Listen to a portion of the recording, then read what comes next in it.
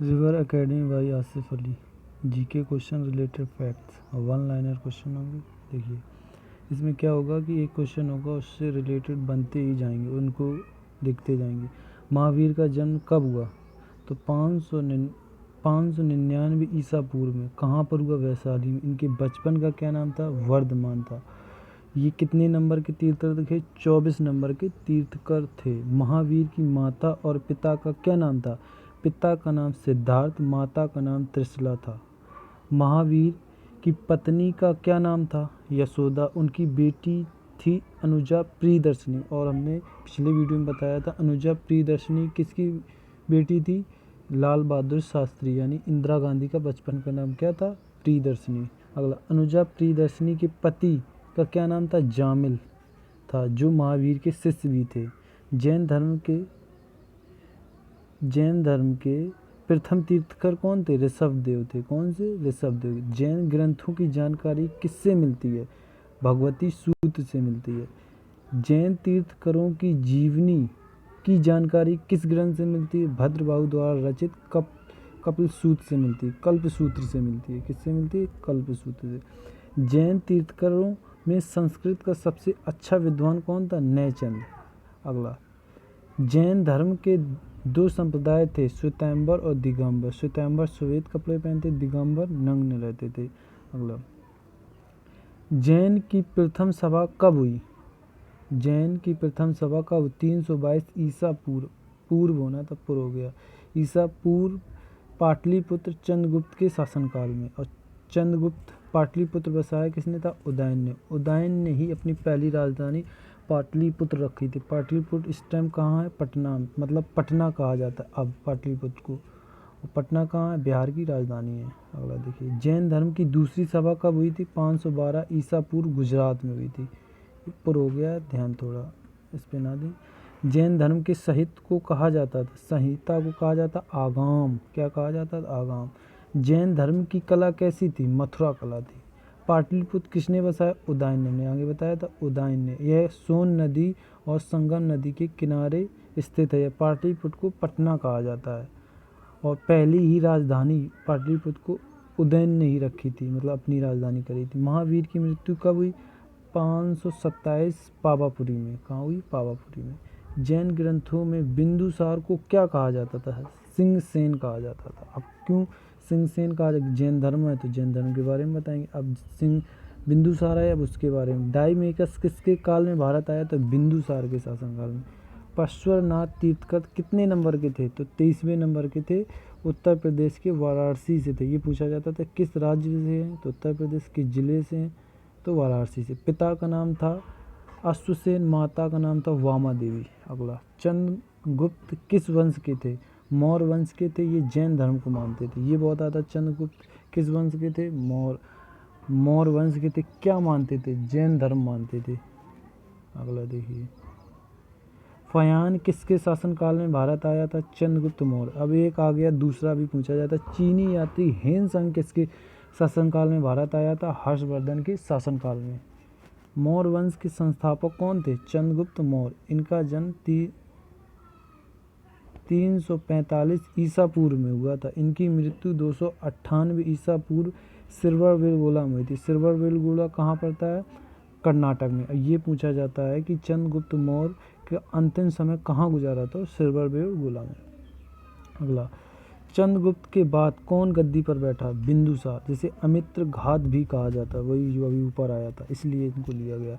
यूनानियों को भारत से बाहर किसने निकाला था? चंद्रगुप्त मौर्य ने। अपने अंतिम समय सिरवरवेलगोला कर्नाटक में गुजारा, जो अगले थोड़े पीछे बता चुके हैं। अगला, चंद्रगुप्त मौर्य के दरबार में भेजा गया यूनानी राजदूत कौन था? मैगस्थनीज। इसकी पुस्तक इंडिका, ये बहुत आती है। इंडिका किसने लिखी? मैगस्थनीज ने। अगला देखिए, चंद्रगुप्त मौर्य प्रसिद्ध गुरु कौन थे? चाणक्य। इनके 3 नाम थे, चाणक्य, कौटिल्य, विष्णुगुप्त भी कहा जाता था। अगला, चाणक्य किस विद्या केंद्र के संबंधित थे? तो तक्षशिला विद्यालय केंद्र से संबंधित थे। मौर्य काल में दौरान शिक्षा का केंद्र कौन था? तक्षशिला। तक्षशिला किसकी राजधानी थी? गंधार की। क्योंकि तक्षशिला, तो उसके बारे में जितनी डिटेल हो सके तो ले लो। अगला, चंद्रगुप्त ने जैन धर्म की शिक्षा किससे ली? भद्रबाहु से। और एक चीज़ और रखना, अशोक बौद्ध धर्म को मानता था। अर्थ से ये भी पूछा जाता है। अर्थशास्त्र के लेखक किसके समकालीन थे? चंद्रगुप्त मौर्य। अब अर्थशास्त्र के जनक कौन है? एडम स्मिथ हैं। और अर्थशास्त्र लिखी किसने थी? तो चाणक्य ने। देखो अर्थशास्त्र किसने लिखी थी? चाणक्य ने। मौर्य वंश के बाद किस वंश ने शासन किया? शुंग वंश ने। अगला, चाणक्य चंद्रगुप्त मौर्य के यहाँ क्या थे? महामंत्री थे। चाणक्य के पिता का क्या नाम था? चणक था। भारत का मैकियावेली किसे कहा जाता? तो चाणक्य को कहा जाता। मैग्नेस्नीज किसका राजदूत था? तो सेल्यूकस निकेटस। अब सेल्यूकस निकेटस आ गया। सेल्यूकस निकेटस किसके सेनापति थे? सिकंदर के। अब सिकंदर आ गया तो सिकंदर के बारे में देखिए। सिकंदर के गुरु कौन थे? अरस्तु। बायोलॉजी यानी जीव विज्ञान जन्मदाता किसे माना जाता है? अरस्तु को।